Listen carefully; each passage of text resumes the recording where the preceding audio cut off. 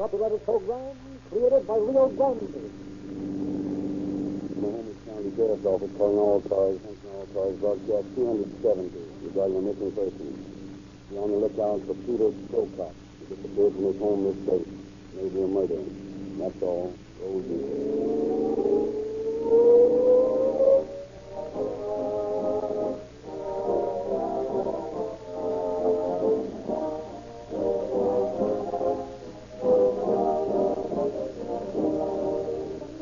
Remember this saying, if you make the finest mousetrap, the world will give a pass to your door. That's true about mousetrap, gasoline, or any other product. For 2 years, Rio Grande led all other gasolines in percentage of sales increase. Thousands of well-informed motorists have literally beaten a path to the doors of Rio Grande dealers to get police car performance in their cars.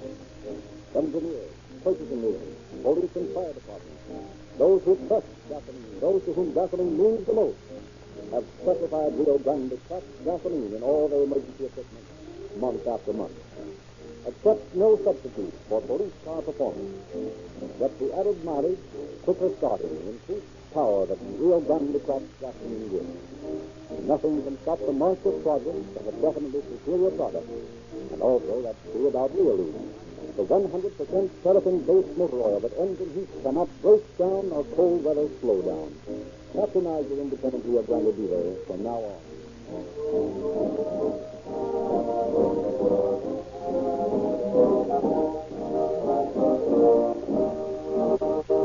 The story we'll be here tonight has been taken from the confidential files of the sheriff of Snohomish County, Washington. We have in the studios Chief of Police C.E. Bailey and Sheriff Ray Ryan of Everett. And we have asked Sheriff Ryan to open our program.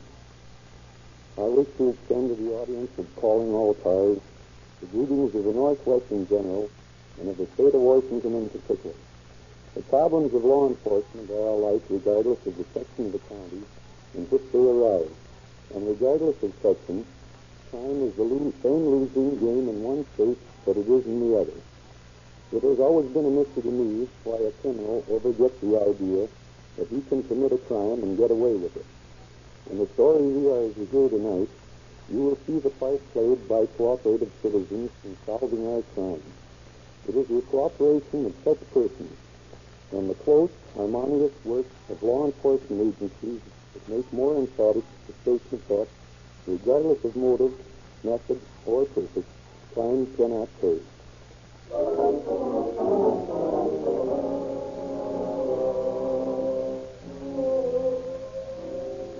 It is 8 o'clock on a sultry July morning of 1922 in the city of Everett, Washington. Deputy C.A. Bailey of the Snohomish County Sheriff's Office is seated at his desk looking over some report. When suddenly the telephone at his side begins jangling. Sheriff's Office. This is Mrs. William N Robson. I live on Hill Avenue. Yes? Your husband did not come home last night. And Spanish he was. I'm afraid something happened to him. What does he look like? He's about sleeping house and said. He's telling us about. About how old a man is your husband, Mrs. Pocock? All right, we'll start looking for him right away. But I wouldn't worry about it. You'll most likely find he spent the night with some friend. Oh, no, you don't understand. He did it another few days. He was crazy. He was crazy for him. So we'll do our best.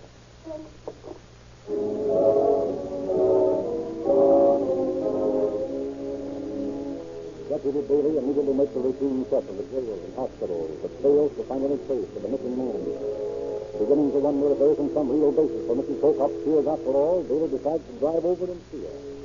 The address proves to be that of a home bakery, a modest appearing shop in the center of Riverside, Everett's expensive Greek colony. I beg your pardon, are you Mrs. Pocock? Yes.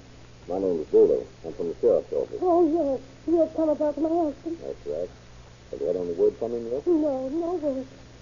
Well, tell me, Mrs. Pocock, when did you see him last? It was about 10 o'clock yesterday afternoon. A telephone call came and people said he had to deliver some goods in the country. In the country, huh? Yes. He left right away in the truck. What kind of goods was he to deliver? Bakery products? Well, not exactly. I think it was mostly sugar and raisins. Oh, sugar and raisins, rather than odd. I found his dress. His dress? Yeah. It's on the nickel here red. Just over the second place. But, I don't see Pete. He was nowhere around. Oh, I knew it. I knew it. Who are you, young man? I'm Mike Corrales, Juliana de Batista. I see. Well, Mike, you better come up with me to headquarters and make your report. Then we'll go back to where you found the truck and look for your brother-in-law. Whatever you say, sir. It's my belief that there's some sort of dirty work mixed up in this business, Sheriff. I have Mike Corrales, the boy who found the truck, waiting outside to make his report. Yeah, we'll have him in a minute, David. You say this Pete Prokop is making a delivery of sugar and raisins into the country? Yes, sir. And that sounds to me like you might be mixed up in the bootlegging racket. Yeah, it does to me, too. It also puts a different stamp on the man's disappearance. Just what kind of a woman is this wife of his, Mrs. Prokop? Well, she's Greek, of course. But she seems to have a fair education. Speaks very good English. Uh-huh. A young woman? About 25, I'd say. She's a tiny little thing. Pretty little picture. Any children? There was a boy about 4 and a little girl, not much more than a baby, playing in the corner of the bakery shop. I presume they were hers. Yeah. Well, let's have this Mike Corrales in. Okay, sir. Come on in here, Mike. Yes, sir. Mike, this is Sheriff McCullough. How do you do, sir? Hello, Mike. Now, Mike, I want you to tell us all about how you happened to find your brother-in-law's truck. Well, Juliana was worried about Pete, and she asked me to look for him. I go to the filling station where Pete got his gas, and the man, he said he thought he'd gone out toward the Motopio. What did you do then, Mike? Well, I started out right away, and when I got to the bridge, I saw Pete's truck. Yeah, I saw Pete's truck standing by the side of the road. But you didn't see anything of the... Never mind, Daly, I'll get it. Sheriff McCullough speaking. You did, eh? All right, wait there. We'll be right out. I'm afraid you won't have to search very far for your brother-in-law, Mike. I got some information on Pete Prokop's truck. Yes, the man who called himself Art Roberts is on the phone. Said he found a body in the woods just back of the truck. Found a body? Near the truck? Yeah, you better come with us, Mike. If it's Prokop, we'll need you to help identify it. There's a car right outside, sir. Okay, let's get going.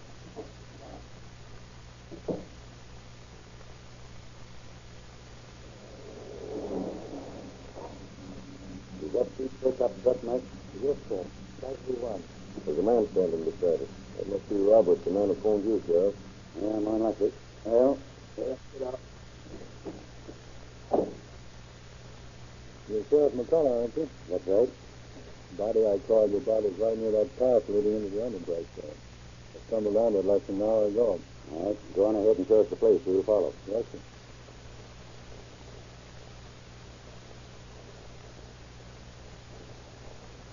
See that train just ahead? That's where a body is. Yeah, I think I can see it from here. You got a man's body lying face downward? That's it, all right.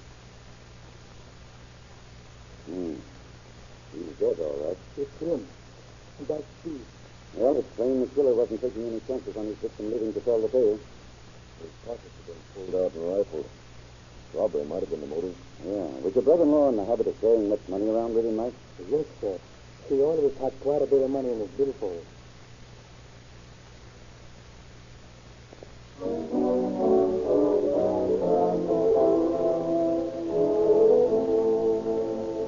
officers go back to town. An intensive search is begun for the murderer. 2 days after the finding of the body, Sheriff McCullough and Deputy A.C. Daly discussed the case in the sheriff's office. Well, it looks as if we're up against a more difficult job than you'd figured on, Daly. Yeah. Trying to pull information out of that Greek colony is like trying to pull a mule away from a hay rack. Have you been able to find out anything at all? Oh, nothing much. All my inquiries down there have come up against a brick wall. Either they claim ignorance of the whole business or they meet you with a stony silence. Yes, I know. It's been the same way with me. I was able to pick up a few scraps of information about Pete Prokop, however. Well, that's something. What did you find out? Well, it seems, for one thing, that he was considered one of the most representative young men of the colony. Pretty well thought of, then, I take it. Yeah. For another thing, I found out from a banker that Prokop had recently sent $10,000 to Greece to be placed to his credit there. $10,000, huh? Then he was considerably better off than the modest appearance of his picture would lead you to think. Yeah. And in addition to that, he had accounts with several local institutions. Now, he was well fixed, all right. I wonder if his wealth had anything to do with his being killed. It might have. I think I'll go over and have another talk with Pete's wife. Last time I was there, it was to break the news of her husband's death, and she was too upset to be able to tell me much of anything. That's an idea, Daly. Go on over and talk with her. There's just an outside chance you might learn something you can use. Okay, Sheriff. I'll be back later to tell you what I found out.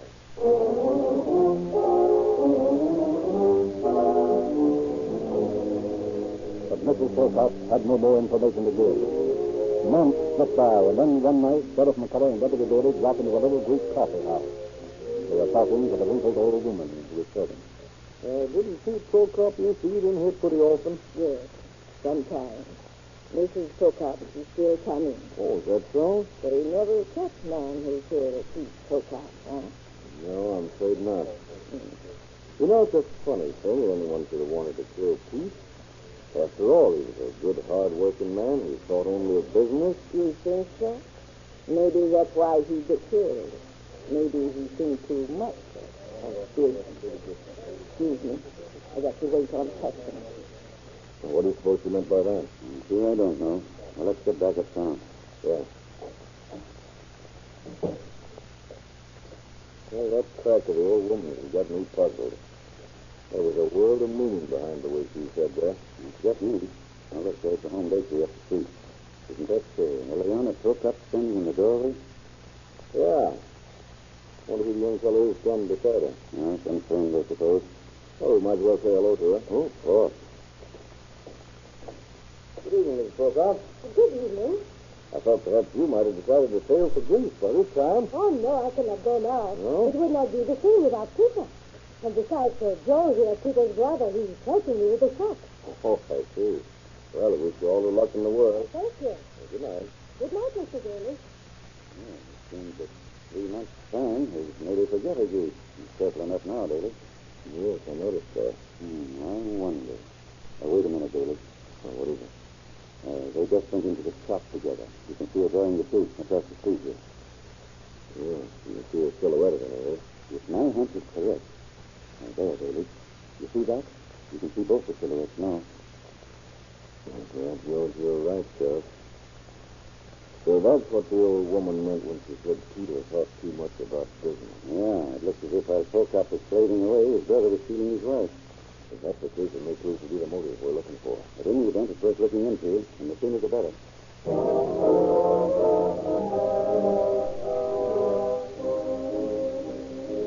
Before Daly and Sheriff McCullough can act, however, they are called out of town on another case. And then at 2:30 in the morning, several days later, a barrage foreman in the Greek colony sees flames suddenly shoot up into the sky. The small frame house at the rear of the home bakery is on fire. Quickly, he turns in the alarm. Fire operators under the direction of Chief Carter and Lieutenant Blunt respond at once. That's the work fast, Blunt. The frame house is burning like kindling. I'll work my way around to the north side of it, Chief. The flames aren't so bad there, and I think I can force an entrance. Well, come along, then. I'll go with you. Here, this window's as good as any place, Chief. Wait, I'll smash it in. Can you see anything? Not yet. The room's full of smoke. Where do I climb in? Here. I'll give you a hand. Hey, there's something under the bed over there. Good Lord, it looks like a couple of kids. Well, get them, Blunt. Hurry. You can pass them out of the window to me. Yeah, 2 kids, all right, Chief. A boy and a girl. They're both unconscious. Suffocation from the smoke. All right, hand them out. Again. Get these 2 children out to the full murder squad as quick as you can. Yes, right away, Chief. All right. Come here, lift up, Blunt. I'm coming in there with you. It's like the others in the house. There you are, Chief. I think that door over there leads into another bedroom. The flames have already struck it. Yeah? Well, let's see if there's anybody in there. All right. Chief, look here. There's a man and woman stretched out of the bed. They're dead, all right, but it wasn't the fire that killed them. Good Lord. Their heads are cut through. Yeah. This is a case of cold-blooded murder. You take charge of things. I've got to report this to the sheriff's office.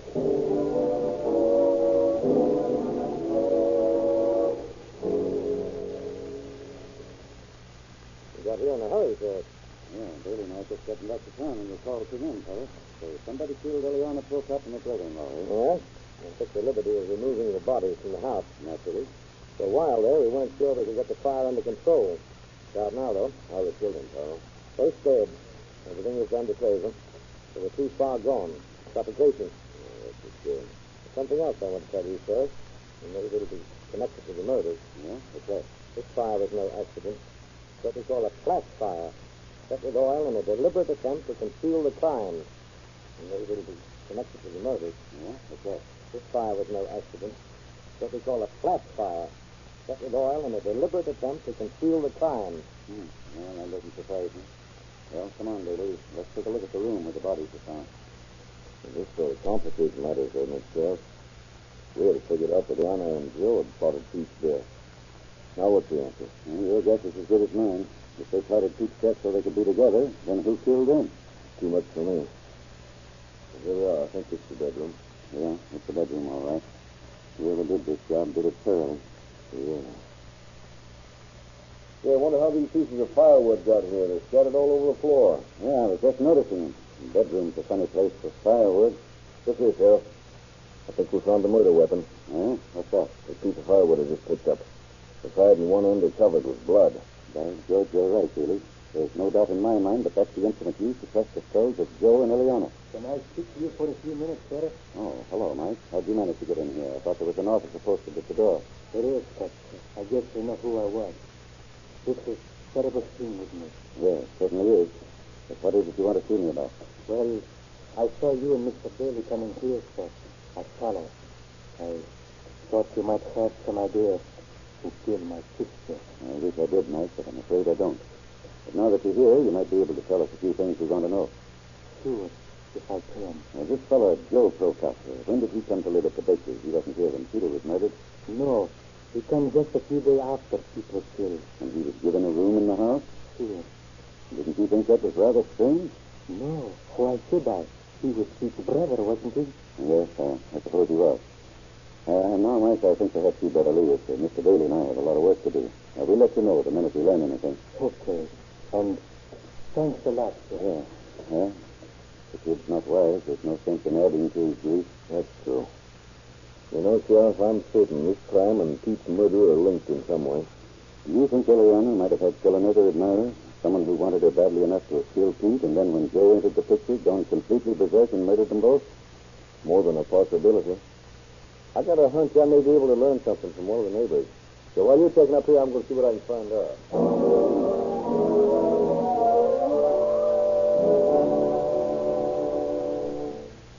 Sure you didn't see anyone either enter or leave the place? No, I didn't. All I know is that I heard a series of screams about 1 o'clock this morning. In fact, there was a loud. They woke me right out of my sleep. Well, what did you do after you heard the scream? Well, I jumped up and ran to the window. It was too dark to see anything, but they sounded like they came from the bakery. Mm-hmm.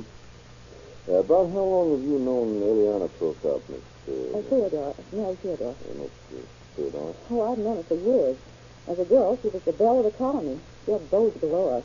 Was there any particular favorite among these admirers? Well, yes. Ileana took quite a fancy to George Venus. But George was poor, and then when Pete Prokop happened along, a steady young fellow with good prospects, her family insisted that she give up George and marry Pete.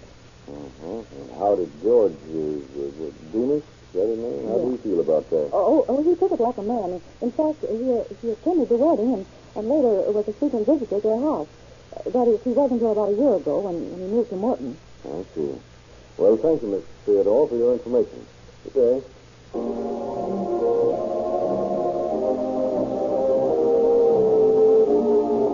Disappointed at the exploding of his funds, Bailey rejoined Sheriff McCullough, and they returned to the latter's office. As they entered, a man who had been waiting there got up to greet them. Sheriff McCullough? Yes? My name is Perkins. I'm an attorney here in town. I just read about the Prokop case in the papers. I think I can give you some information that might be of help. If you can, we can certainly use it all. You see, Mrs. Prokop was a client of mine. Last September, about 3 months after her husband was killed, she brought a man to my office and explained that she wished to lend him $300 against his cafe. She wanted me to draw up the note. Uh-huh. It looked like a routine matter, and I did, as she asked. But when the man had gone, she showed me a letter. He threatened me, and I had to give him the money, she told me. But it's the last time I'll do it. If he asks me again, I will refuse. What was the man's name, Mr. Perkins? George Venus. Venus? Well, my hunch was a good one, after all, Sheriff. Did you see what the letter said, Mr. Perkins? No, it was written in Greek. But I told her to put it away carefully, explaining that it might be useful in case he made further trouble. And was there further trouble? Yes, I thought that was the end of it, but the day before Christmas, Venus came to my office again. Mr. Perkins, I need money. I need money very bad. I want you to phone Mrs. Prokop and tell her so. Tell her right away to send me $50. I'll do nothing of the sort, Mr. Venus. You've gotten all the money from Mrs. Prokop that you're going to get. Oh, yes, you will, Mr. Perkins. Take the telephone. I stay right here until you do. Well, I'll call her since you insist. But I can tell you right now it won't do any good. Just the same, you call. Miss Dean, get Mrs. Prokop on the phone for me. Mrs. Prokop, he will give me money. Wait and see. How very much Dr. Venus. Hello, Mrs. Prokop? George Venus is in my office and insists that I phone you. It seems he wants $50 right away. Yes, that's what I thought. Very well, Mrs. Prokop. Goodbye. She says she will not give you another cent, Venus. And furthermore, she says she doesn't want to ever see you again. He's got to give me that money. He's got it safe in the bank.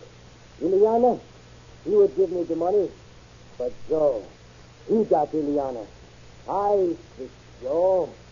I fix Joe. And he was still repeating his threats against Joe when he left for my office. And that was the last time you saw him? Yes, and mighty glad I was of it, too. Any moment I expected to get a knife stuck in my ribs. Do you happen to have George Venus' address, Mr. Perkins? No. But it's more than likely to be contained in the letter Mrs. Prokop showed to me. If she says this as I suggested and hasn't been burned in the fire, it should still be in her house.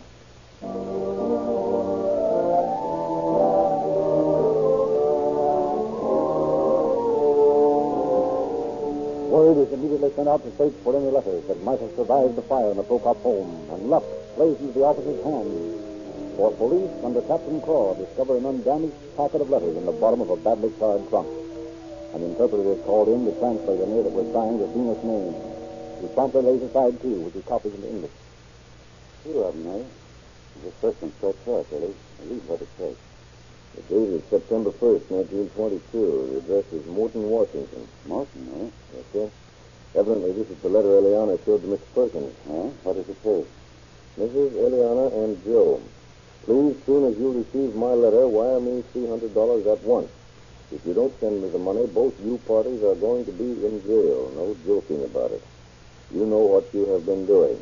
I'll lay everything ready if you don't. Yours truly, George Venus. Now, what about the other letter, David? The second was addressed to Joe instead of Eliana. And its date line shows it was written just a few days after Venus' visit to Perkins. You can go ahead, read it. It says, Friend Joe, learn as for health I am well. After all, I have phoned to you 3 times to send me $50, but in vain I phoned. As I have my store mortgage, you don't care to help me, for Eliana told me the restaurant can stay closed for a week, and I have lost 7 days. In jail have I gone, but I get out of jail, but you will never get out. You can't fool me with $5 and $10. Can you help me in this situation? The $1,000 was given to have your brother killed. What was that you just said? The $1,000 was given to have your brother killed? Yes. I guess that suspicion was correct. Yeah, that would seem to indicate that Joe was in love with Eliana, all right, and that he wanted her badly enough to hire someone to lure Pete into the woods and kill him. So, but who was the man? Venus? That remains to be seen. Go on, Bailey. Finish the letter. Okay. Think that you are hanging on my neck. The head that you wear is mine. When I get my head, you will have no head. You should know that you did it all, for you didn't let Eliana to help me, and I will treat you as you treated me. Now then, send me $50 or send me the mortgage on my store, so I will put it somewhere else to get $200 to buy. George Venus. Is that all? Sure. Well, I think there's enough in those letters to justify our bringing him in. Arrange to get a warrant for Venus' arrest, Bailey. On what charge, sir? Arson for the time being.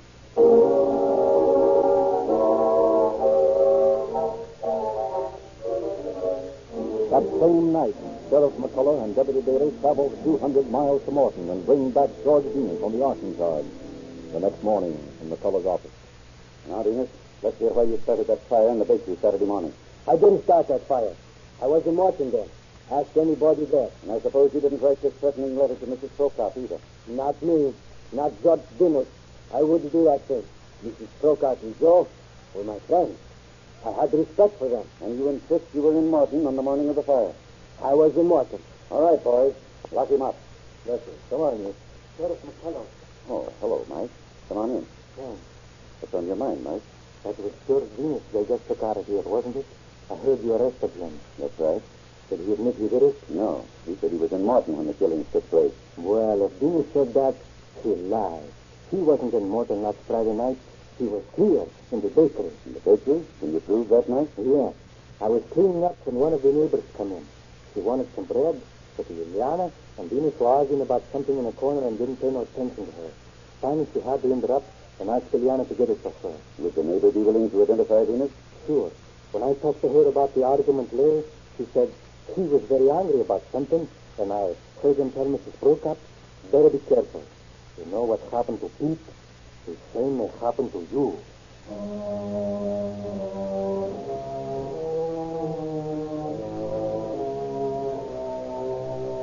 Later that day, the neighbor identifies Venus.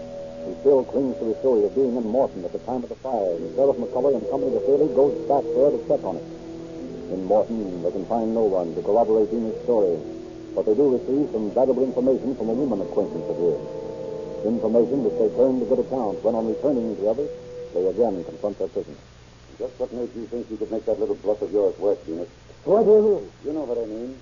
Trying to make us believe you were in Morton on the night Eliana and Joe were murdered. But I tell you I was there. I tell you... Venus, we know better. Moreover, we ran across a friend of yours that you'd been talking pretty freely to. Who? Never mind who. When you were hard up for cash, you told this friend you and Mrs. Prokop in Everett would be glad to give you money. Isn't that right? Mrs. Prokop was my friend, and Joe, too. Oh, your friend, eh? And why did you say to this person, if I told what I knew about Eliana, she'd never have any money? Who says I said that? Isn't it true that Mrs. Prokop once asked you to lure her husband out into the country on the pretext of buying raisins and then kill him? That's a dirty lie. You might as well come clean, Venus. She and Joe were going to give you $3,000 for the job, weren't they? All right. I'll tell you about it. That's better. Well, Liliana, she says to me, George, it's got to be done. She says she's going to do it herself in the house. Only she's afraid it's going to scare his children. I see. So you got him out there on Musclefield Road and pumped 5 bullets into him. Really? No. I lose my nerve. I couldn't do it. Then after you killed Pete and collected your money, you thought you could go on bleeding Mrs. Prokop for everything she had. That Joe, he made me mad. He took Liliana. Yeah, you were jealous, too. When Eliana threw you over for Joe and you found out you couldn't get any more money out of them, you thought you'd get even. So you battered in their heads while they were sleeping, and then set fire to the house thinking you'd cover up your crime. They were not sleeping. They were. I mean, I don't know anything about it. That's all we wanted to know, Venus. Come on, Daly. What this case needs is a first-class murder complaint.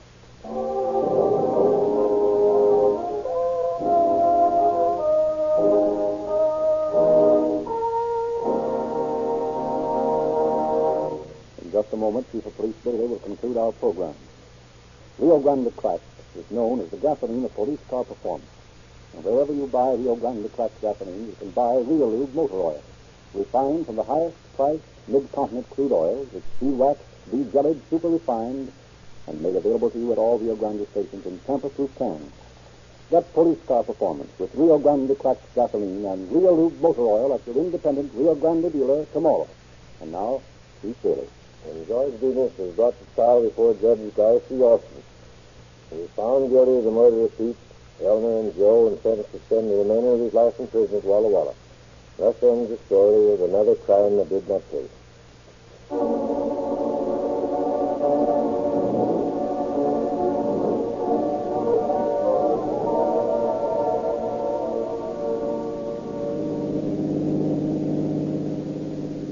County Sheriff's Office calling all cars. Attention all cars to cancellation broadcast 270 regarding a missing person.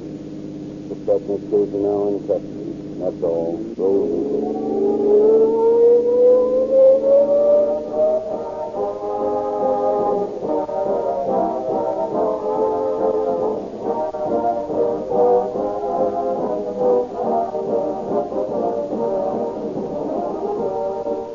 This is your narrator, Frederick Lindsley, bidding you good night for Rio Grande.